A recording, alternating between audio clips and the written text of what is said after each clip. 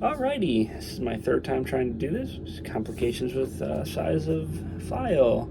My name's Jake Schaefer. This is my video journal MOL 5591 submission video journal. Starting with week one, two concepts from week one. Perception would be the first one I talk about. Culturally identified as socially shared standards of ethics. A lot of people think perception is reality.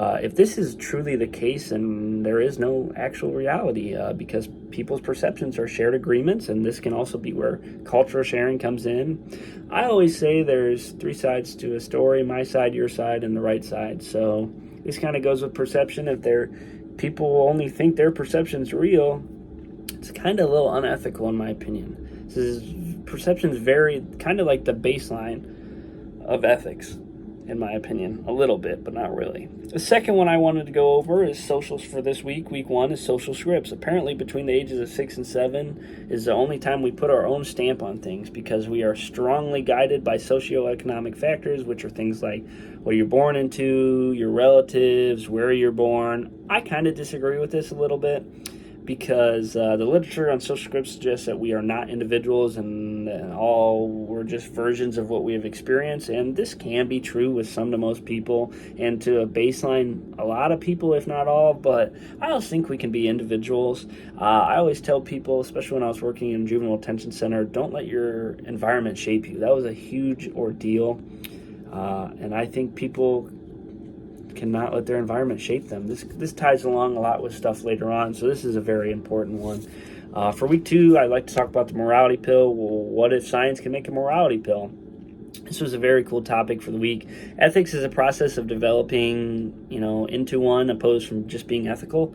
Ethics is an agreed upon reality, so I disagree with the morality pill because there's many outliers. Who creates the morality of the morality pill? The creators of the pill or creator of the pill. Not everyone's moral compass is the same, or their opinion on what actually is moral. So, and every medicine on earth has a side effect, whether it's a sugar pill, Tylenol, Vicodin, whatever pill it is has side effects. What happens when those side effects are worse than the actual fixing of the problem? What if it, makes people worse? And then what if people are being forced to take this morality pill? Then it's not immoral. Then it's not moral. It becomes a moral pill, because people forced to do something they don't want to do, even if it's for the better, is kind of immoral. The second one, because the morality pill took a lot, I talk about ethical leadership is a normative business ethic.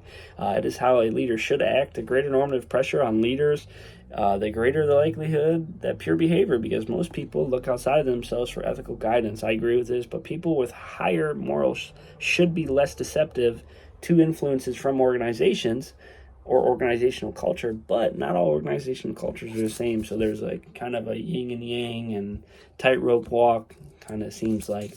For week three, I talked about the main one is Goffman staying in character or impression management. For the most part, people stay in character. People inhabit the role of a leader. Leaders usually understand their role, and because they stay in character. Roles sometimes have precedent over individuality. This is tied in a lot of aspects all throughout the weeks. We understand the expectations from the roles we play in our lives. Whoever inherits or inhabits a said role also inherits the expectations put on that role. We hide behind a veneer of expression. This is true. People act different at work than they are at home, or when they get a promotion, they start acting different. It's just how it is. The second one would be kind of like just connecting ethics with well-being can be fruitful for businesses. Business schools as well, understanding that connection is a central skill for business students on their way to becoming global leaders. Not a lot of people understand this or put these two and two together, so I just wanted to mention that as well.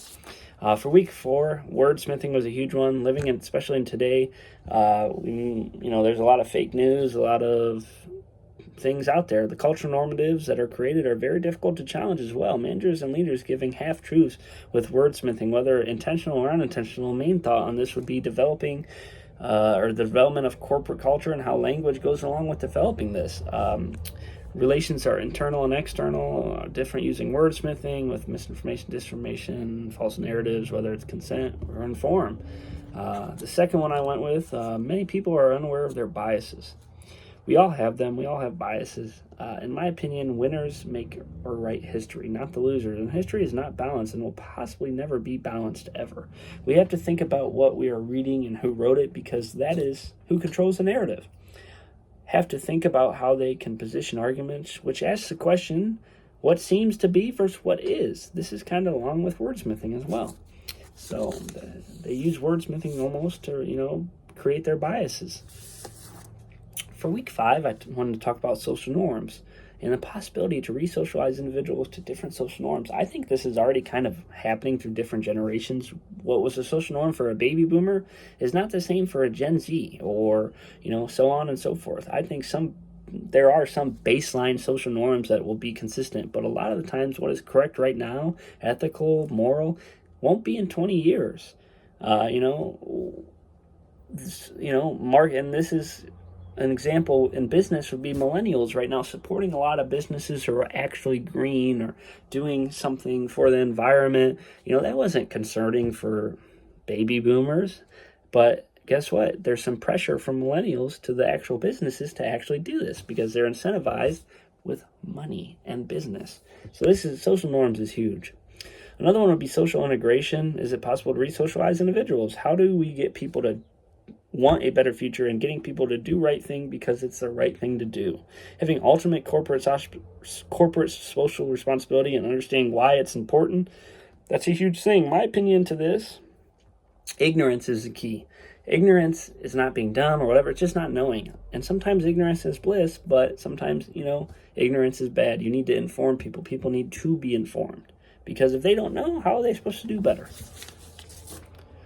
Week 6, I kind of went purely textbook because it kind of, was going all over the place for the prior weeks. The cultural contradictions of capitalism. This ties into the first point of the relationship between civilization, social, economic structure, and the culture is perhaps the most complicated of all problems, because people let their environment shape them, like I was talking about, and I believe people can be different. And understanding this and understanding socioeconomic factors that go with the culture that are usually go and tied together shape people, and this is huge. Strategic, and another one would be strategic planning. Young people are encouraged to make plans. In our society, it seems work shapes your life and your identity. A lot of people outside the U.S. look at us, we live to work, when a lot of people work to live, and it's a huge difference from country to country. Like in the U.S., we definitely live to work, unfortunately, but a lot of places work to live because they want to experience life. With the 3 cases, I tied the 2 portions that go along with 3 cases together with each case to make it more smooth.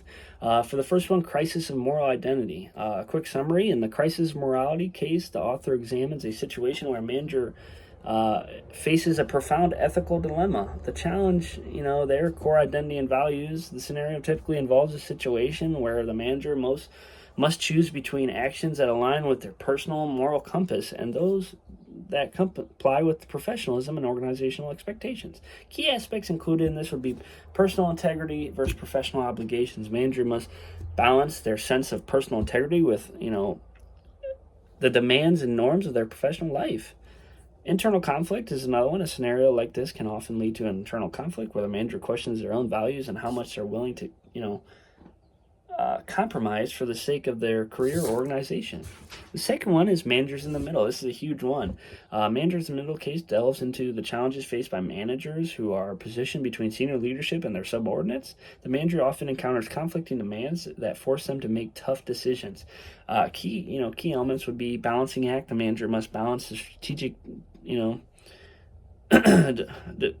of the company from higher ups with the operational, realities and needs of their team.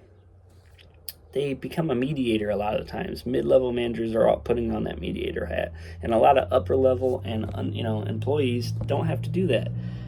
There's ethical compromise there. There's decisions usually involve ethical compromise. The managers must weigh the benefits and drawbacks of various actions on both the employees and the organizational side. So the last one was negotiated ethics. In the negotiated ethics case, the author explores the ethical compromise involved in negotiation scenarios. Managers often have to, conflict with the pressure to achieve favorable outcomes for the organization. Key points would be transparency versus deception. The manager must decide how transparent to be with the negotiation parties, balancing honesty with strategic advantages. Short-term versus long-term. The manager must consider the implication of their negotiating tactics on long-term relationships and trust versus immediate gains. Have to decide in that situation which one's better, the long-term or the short-term. So that's my video. It's like the fourth time I've had to do it, so hopefully this submits. Thank you.